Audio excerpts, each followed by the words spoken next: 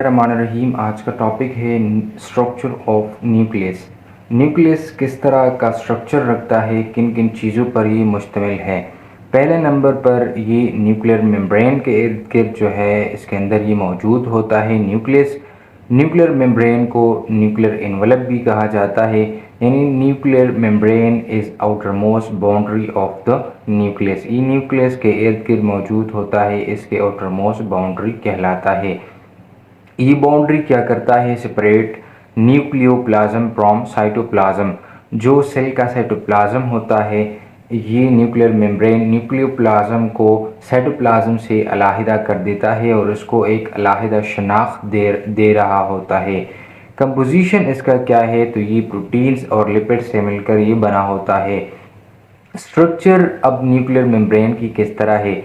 Nuclear membrane is a double membrane layer structure. ये दो membrane से मिलकर बना होता है, एक आउटर मेम्ब्रेन होता है और दूसरा इनर मेम्ब्रेन होता है। दोनों मेम्ब्रेन के दरमियान एक स्पेस मौजूद होता है जिसको पीरी न्यूक्लियर स्पेस कहा जाता है।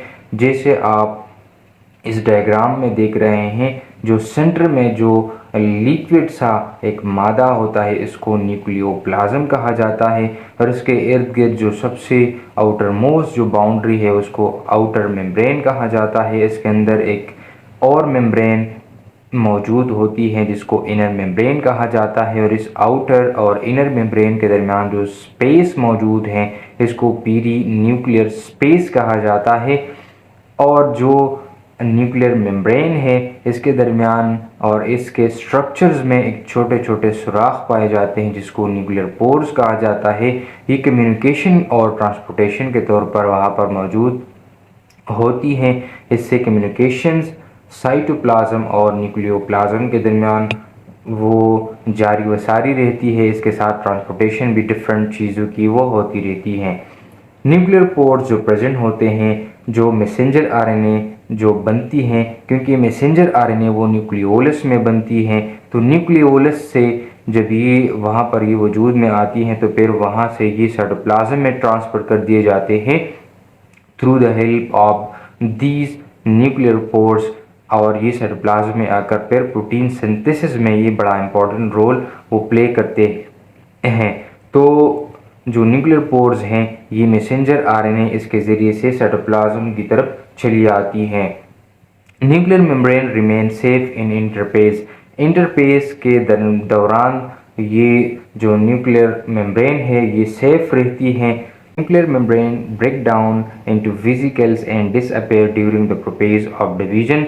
मियोसिस और माइटोसिस दोनों पेजेस के दरमियान जो प्रोपेज का हिस्सा होता है इसके दौरान न्यूक्लियर मेम्ब्रेन वो डिसअपेयर हो जाता है। न्यूक्लियर पोर्स का काम क्या है, it allow the exchange of materials between the nucleus and cytoplasm. Cytoplasm और न्यूक्लियस के दरमियान जो चीज़ों का तबादला होता है वो न्यूक्लियर पोर्स के ज़रिए से होता है। न्यूक्लियर पोर्स किन किन चीज़ों से मिलकर बना होता है, वो असल में प्रोटीन कम्प्लेक्सेस से बना होता है, और ये प्रोटीन कम्प्लेक्सेस एम्बेडेड कर जाते हैं न्यूक्लियर एनवलप में ये एम्बेडेड होते हैं, ये उसमें फैले हुए नज़र आते हैं, इसके अंदर ये मौजूद होते हैं। ये गेटवेज के तौर पर काम करते हैं। ये control the exchange of material between the nucleus and cytoplasm. जिन चीज़ों का तबादला होता है न्यूक्लियस और साइटोप्लाज्म के दरमियान, तो न्यूक्लियर जो पोर्स हैं जो कि प्रोटीन कम्प्लेक्सेस हैं जो कि एम्बेडेड हैं न्यूक्लियर एनवलप में, तो वो एज ए गेटवे के तौर पर काम करते हैं। मैकेनिज़्म एक कंट्रोलिंग मैकेनिज़्म के तौर पर मौजूद होते हैं, और तमाम चीज़ें जो कि सेल से न्यूक्लियोप्लाज्म की तरफ आ रही है या न्यूक्लियोप्लाज्म से साइटोप्लाज्म की तरफ आ रही है, तो इन तमाम चीज़ों की चेक एंड बैलेंस ये न्यूक्लियर पोर्स रखते हैं।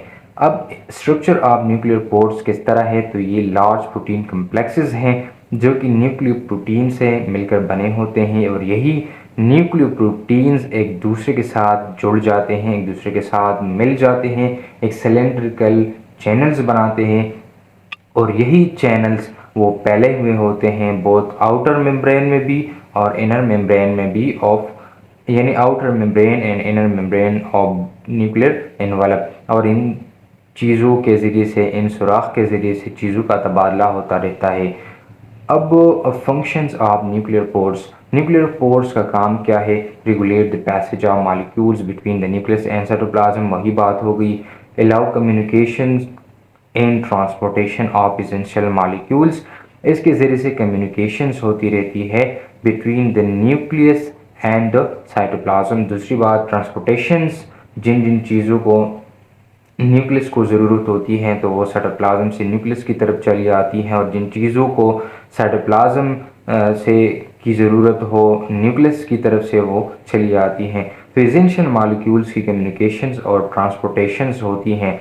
इन इन ट्रांसपोर्टेशन और इन कम्युनिकेशंस को ये किस तरह होता है? तो दो बातें यहाँ पर आती हैं। कुछ चीज़ों का तबादला वो पैसिव ट्रांसपोर्ट्स के ज़रिए से होगा, कुछ चीज़ों का तबादला वो एक्टिव ट्रांसपोर्ट के ज़रिए से होगा। पैसिव ट्रांसपोर्ट वो ट्रांसपोर्ट होगी जिसके अंदर कोई एनर्जी वो कंज्यूम्स नहीं होगी, जबकि एक्टिव ट्रांसपोर्ट वो ट्रांसपोर्ट होगी कि जिसके अंदर जो एनर्जी होगी वो यूज़ होगी। तो सेलेक्टिव ट्रांसपोर्ट कौन कौन से होंगे? जैसे स्मॉल मॉलिक्यूल्स हैं लाइक ऑयंस, वो पैसिवली डिफ्यूज हो जाते हैं through the help of these pores and they are easily communicate and easily transport from the nucleus between the nucleus and the cytoplasm. यानी छोटे छोटे जो आयंस हैं, जो मॉलिक्यूल्स हैं, वो पैसिव ट्रांसपोर्ट के ज़रिए से, डिफ्यूजन के ज़रिए से न्यूक्लियर पोर्स के आर पार चले आ रहे होते हैं और इनकी कम्युनिकेशंस आसान होती हैं। जबकि जो लार्ज मॉलिक्यूल्स हैं जैसे प्रोटीन्स हैं, आरएनए है, राइबोसोमल सब यूनिट्स हैं, तो वो पैसिव ट्रांसपोर्ट के ज़रिए से वो उनकी ट्रांसपोर्टेशंस और कम्युनिकेशन नहीं होती, बल्कि एक्टिव ट्रांसपोर्ट के ज़रिए से उनकी कम्युनिकेशंस होती हैं, ट्रांसपोर्टेशंस होती हैं और इसमें एनर्जी की इन्वॉल्वमेंट होती हैं। जैसे न्यूक्लियर पोर्स पर एक स्पेसिफिक ट्रांसपोर्ट रिसेप्टर्स होते हैं, यानी उनकी ट्रांसपोर्टेशन में से स्पेसिफिक ट्रांसपोर्ट रिसेप्टर्स जो हैं वो इन्वॉल्व होते हैं। दूसरी जो उनका काम है वो गेटिंग मैकेनिज़म्स के तौर पर ये मौजूद होते हैं जो न्यूक्लियर पोर्स हैं, यानी ये सेंट्रल चैनल्स बनाते हैं न्यूक्लियर पोर्स की, जो कि कम्प्लेक्स स्ट्रक्चर होते हैं। तो ये complex nuclear pores getting mechanism के तौर पर मौजूद होते हैं, जिनका काम होता है कि न्यूक्लियर पोर्स को ओपन करे या उसको क्लोज रखें। तो regulate the passage of molecules, अगर ये ओपन है तो इट मीन्स दैट चीज़ें उनके दरमियान आती जाती रहेगी। अगर ये बंद है तो कम्युनिकेशंस बंद हो जाएगी। तो न्यूक्लियर पोर्स एक गेटिंग मैकेनिज्म के तौर पर मौजूद होते हैं। ये गेटिंग मैकेनिज्म जो है, जो कभी ओपन होता है और कभी क्लोज होता है, तो ये इफ़ेक्ट कर जाता है सेलुलर सिग्नल पर। सेलुलर सिग्नलिंग का मतलब है कि सेल की तरफ से रिस्पांस क्या है। जैसे न्यूक्लियस की हमने बात की थी कि न्यूक्लियस के अंदर एक डीएनए मौजूद हैं, वो जीन्स मौजूद हैं, हेरिडिटी मटेरियल मौजूद हैं, तो वो क्या है? सेलुलर सेंटर है, यानी वो तमाम एक्टिविटीज़ को कंट्रोल करती हैं। तो वहाँ से सिग्नल आते हैं। तो ये इसके बेस पर डिपेंड करता है कि न्यूक्लियर पोर्स को ओपन रखना है या न्यूक्लियर पोर्स को क्लोज रखना है। दूसरे जो डिपेंडेंसी है न्यूक्लियर पोर्स के ओपनिंग या क्लोजिंग पर, तो वो एनर्जी अवेलेबिलिटी है कि अगर एनर्जी ज़्यादा है तो न्यूक्लियर पोर्स ओपन रहेंगे और जो सेलेक्टिव चीज़ों की ट्रांसपोर्टेशंस हैं वो जारी व सारी रहेगी। लेकिन अगर एनर्जी कम है तो फिर जो सेलेक्टिव ट्रांसपोर्ट है, जो एक्टिव ट्रांसपोर्ट है और जो बड़े बड़े मॉलिक्यूल्स की ट्रांसपोर्ट है, तो वो मुतासर होगी। अब अगर डिजीज़ आ जाए न्यूक्लियर पोर्स के अंदर, तो उससे कौन कौन सी इम्प्लीकेशंस और कौन कौन सी मेल फंक्शंस और डिसफंक्शंस वो आ सकती हैं।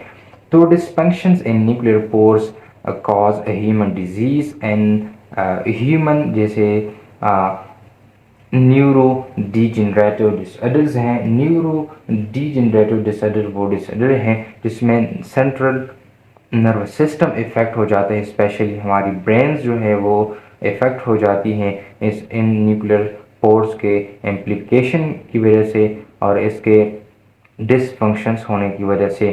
तो ये था न्यूक्लियर पोर्स के बारे में।